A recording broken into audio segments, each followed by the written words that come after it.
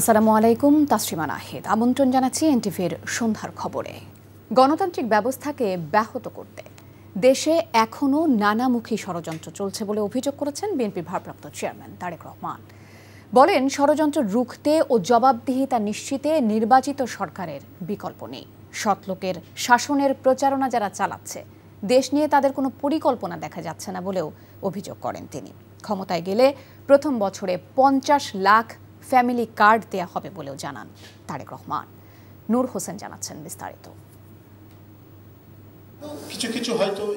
সাংগঠনিক দক্ষতা বৃদ্ধি, দেশের বিভিন্ন সংকট ও সম্ভাবনা, সর্বোপরি 31 দফা সংস্কার কর্মসূচি নিয়ে রাজধানীর কৃষিবিদ ইনস্টিটিউশন মিলনায়তনে চলছে বিএনপির 6 দিনের দেশ গড়ার পরিকল্পনা কর্মসূচি। প্রত্যেকটি বাস্তবায়িত হবে। ছাত্রদলের অংশগ্রহণে শুরু হওয়া কর্মসূচির দ্বিতীয় দিনের সমাপনী অধিবেশনে লন্ডন থেকে ভার্চুয়ালি যুক্ত হয়ে বিএনপির ভারপ্রাপ্ত চেয়ারম্যান তারেক রহমান বলেন, এখনও গণতান্ত্রিক যাত্রা ব্যাহত করতে ষড়যন্ত্র করছে বিভিন্ন মহল। প্রথমে আমরা সরকারের যেটা নিয়ম পাইলট প্রজেক্ট দিয়ে শুরু করব এবং আমাদের এইম থাকবে ইনশাল্লাহ আল্লাহর মতে সরকার গঠনে সক্ষম হলে আমরা জনগণের রায় আমরা প্রথমে 1 বছরের ভিতরে চেষ্টা করব 50 লক্ষ ফ্যামিলির কাছে রিচ করার জন্য। বিগত যে স্বৈরাচারের বিরুদ্ধে আমরা আন্দোলন করেছি, কেন আন্দোলন করেছি? কারণ সেখানে কোনো জবাবদিহিতা ছিল না। মানুষ বেঁচে আছে কি মরে যাচ্ছে তার কোনো জবাবদিহিতা ছিল না। কেন মরে যাচ্ছে মানুষ, এর জবাবদিহিতা ছিল না। একমাত্র গণতন্ত্র সমাজে, দেশে এবং রাষ্ট্রে জবাবদিহিতা নিশ্চিত করতে পারে। জবাবদিহিতা নিশ্চিত করতে পারে মানুষের কাছে, সাধারণ মানুষের কাছে জবাবদিহি করতে বাধ্য থাকে একমাত্র নির্বাচিত একটি গণতান্ত্রিক সরকার। বিগত 16 বছরের মতো এখনো একজন ভালো বাকি সবাই খারাপ এমন প্রচারণা চালানো হচ্ছে অভিযোগ করে তারেক রহমান বলেন, এই প্রচারণা গণতন্ত্রের জন্য বিপজ্জনক। আমরা বহুদলীয় গণতন্ত্রে বিশ্বাস করি। বহুদলীয় গণতন্ত্রে মানুষ বিভিন্ন মতামত দিবে, মতামত দেওয়ার অধিকার তার আছে, বক্তব্য রাখার অধিকার তার আছে, কিন্তু অবশ্যই একজন ভালো আর বাকি সবাই খারাপ এটি কোনোভাবেই কাম্য হতে পারে না। এই ধারণার পরিবর্তন হতে হবে। এটি গণতন্ত্রের জন্য হুমকি। সেমিনারে তারেক রহমান বলেন, সৎলোকের শাসন দেয়া সহ নানা ধরনের প্রচারণা চালানো দলগুলোর দেশ গড়ার কোনো পরিকল্পনা নেই। আমরা দেশকে সৎ মানুষের শাসন দিব, আমরা দেশে ন্যায় বিচার উপস্থাপন করব, আমরা দেশে এই করবো, এইসব ভেগ টার্মে অনেকের অনেক বক্তব্য আছে অনেক রাজনৈতিক দলের। কিন্তু দেশ নিয়ে, দেশের শিক্ষা, দেশের কৃষি, দেশের নারী সমাজ, দেশের কৃষক, এইরকম সবগুলো সমাজ, স্বাস্থ্য ব্যবস্থা, শিক্ষা ব্যবস্থা, এরকম সবগুলো বিষয় নিয়ে চুলচেরা আলোচনা কোন দল করেছে তোমরা ছাড়া? এর আগে কর্মসূচিতে অংশ নিয়ে বিএনপি স্থায়ী কমিটির সদস্য সালাউদ্দিন আহমেদ বলেন, ধর্ম নিয়ে যারা ব্যবসা করছে তাদেরকে এদেশের মানুষ চিহ্নিত করেছে। যে দলের কোনো নীতি আদর্শ নেই, কোনো পরিকল্পনা নাই,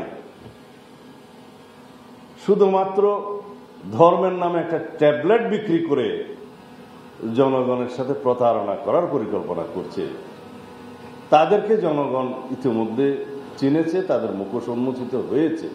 আমরা বুড়া হয়ে গেছি, আমরা প্রশিক্ষণ দিয়ে তারপর বিদায় নেব। বিএনপিকে এমনভাবে জ্ঞানভিত্তিক, মেধাভিত্তিক, প্রযুক্তিভিত্তিক রাজনীতির চর্চা করতে হবে যাতে করে অন্য কোনো সংগঠন ধারে কাছেও না আসতে পারে। 31 দফা সংস্কার ও দেশ গড়ার পরিকল্পনা বাস্তবায়নে জনগণকে সম্পৃক্ত করতে ছাত্রদল নেতাকর্মীদের মাঠে নামার আহ্বান জানান বিএনপি নেতারা। নূর হোসেন, এনটিভি নিউজ, ঢাকা।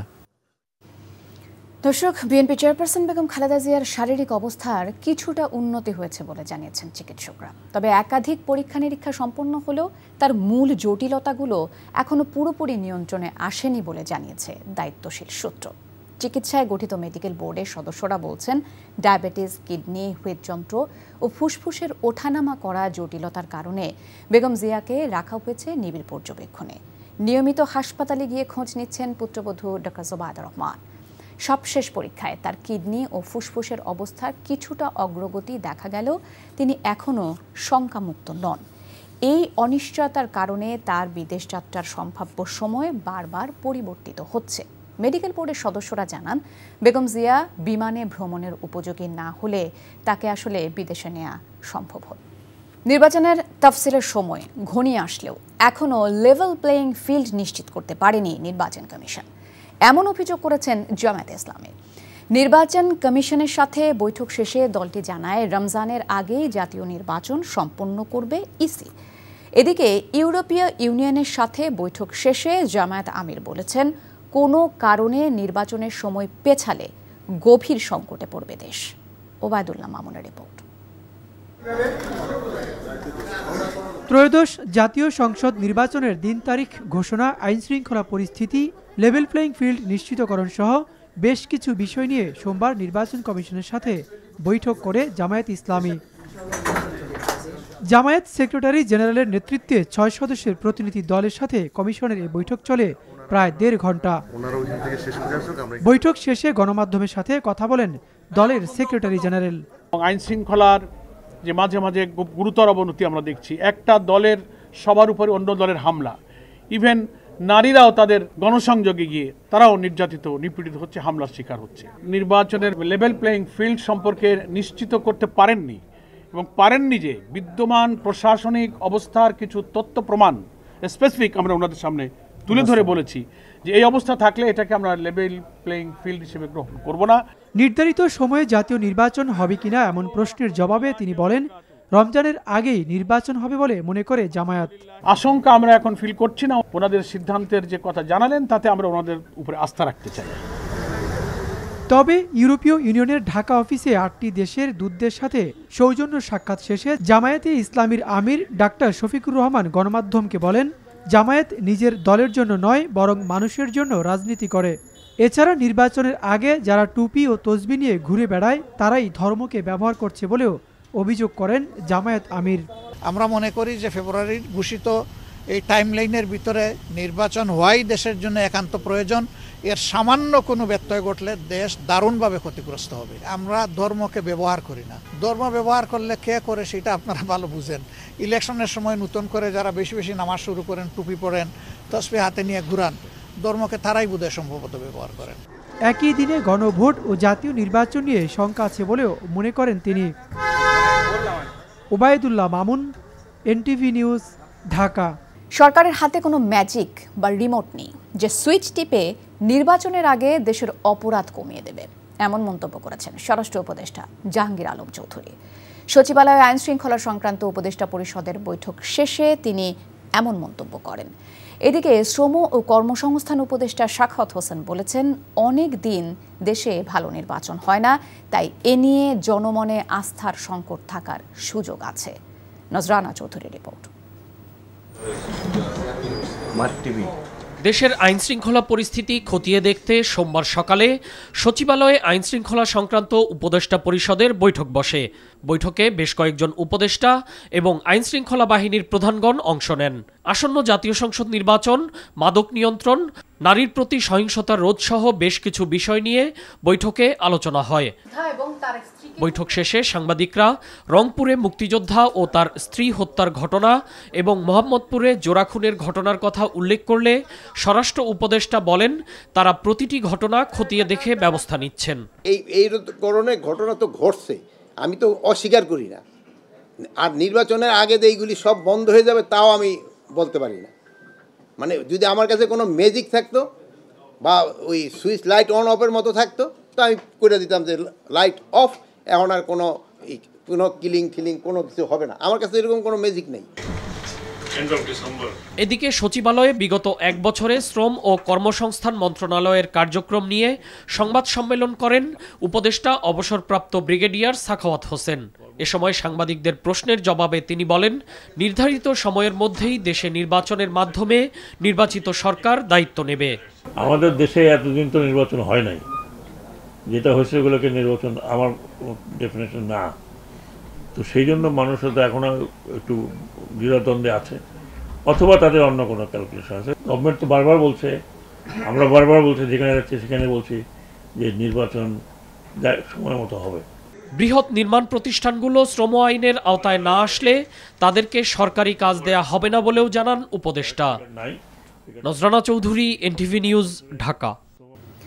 গেজেটের বাইরে গিয়ে আবাসন প্রকল্পের ফ্ল্যাট, সেতু কর্তৃপক্ষের কর্মচারীদের জন্য স্থায়ীভাবে বরাদ্দ দেবার অভিযোগে সাবেক সেতুমন্ত্রী ওবায়দুল কাদের ছাড়াও ১৩ জন সচিবের বিরুদ্ধে মামলা করেছে দুদক মহাপরিচালক জানান ২০১৮ সালে বাংলাদেশ সেতু কর্তৃপক্ষ ঢাকা এলিভেটেড এক্সপ্রেসওয়ে পিপিপি প্রকল্পে ক্ষতিগ্রস্তদের পুনর্বাসনের জন্য গেজেট অনুযায়ী ৪০ একর জমি অধিগ্রহণ করে, কিন্তু পরবর্তীতে গেজেটের উদ্দেশ্য অমান্য করে সেই জমিতেই ক্ষতিগ্রস্তদের বদলে সরকারি কর্মচারীদের জন্য ৯৯ বছরের লিজে আবাসন নির্মাণ করা হয়। সংস্থাটি বলছে, আইন বহির্ভূত প্রকল্পটি গ্রহণ করে ব্যক্তিগতভাবে নিজেরা লাভবান হয়েছেন সংশ্লিষ্টরা।